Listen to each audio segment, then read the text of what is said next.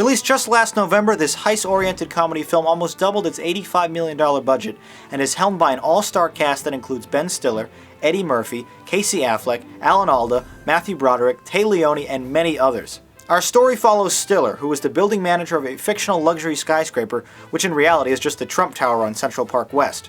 Things become complicated when Alda's character, a not-so-subtle representation of Bernie Madoff, is placed under house arrest by the FBI for running a Ponzi scheme.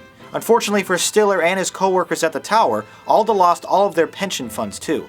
So now they're determined to steal it back from his penthouse suite, where apparently he has $20 million stashed away somewhere. Although billed as a comedy, rarely are there any laughs after the first 15 minutes of this movie, which is much more similar in tone to Ocean's 11 than a typical Ben Stiller comedy. With that lighthearted approach in mind, this film's mammoth cast do a terrific job bouncing off one another. Broderick and Murphy both give great performances, reminding us how talented they were back in the 80s. You have to be able to think on your feet. I was on a job a few days ago where my homie got shot in the face. He's kidding, right? Get shot in the head, it's over. If you get shot in your head, it's over. If you get shot in your face, the bullet will go in your cheek, then come out the other side. Then what you gonna do? Die. I'm gonna die. I saw a television show once about a guy who got shot in the head with a nail gun. Couldn't even remember how to chew anymore. He had to put everything in a blender. Yo, he couldn't figure out how to chew, but he could operate a Cuisinart. I don't think he operated it himself. All right, can we just focus, please? It's 16 degrees. That's right, let's focus.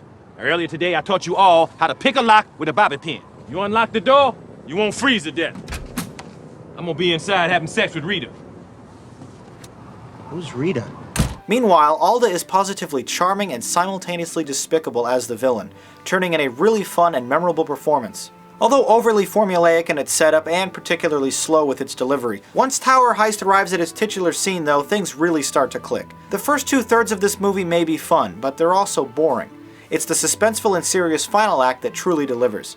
It's a high-stakes and high-tension sequence that has our protagonists dangling 60 stories above New York's Columbus Circle, fighting for their lives while still trying to take back what's rightfully theirs. More effective as a dramatic heist picture than a comedy, it's the great acting from the entire cast that successfully sells this concept. Void of any real big surprises or twists, this film doesn't quite reach the iconic levels of the aforementioned Ocean's 11 series, but it is decently memorable. Tower Heist. Surprisingly tense action with jokes. Well, that's my review. Now let's check out the YouTube comments to read some of yours.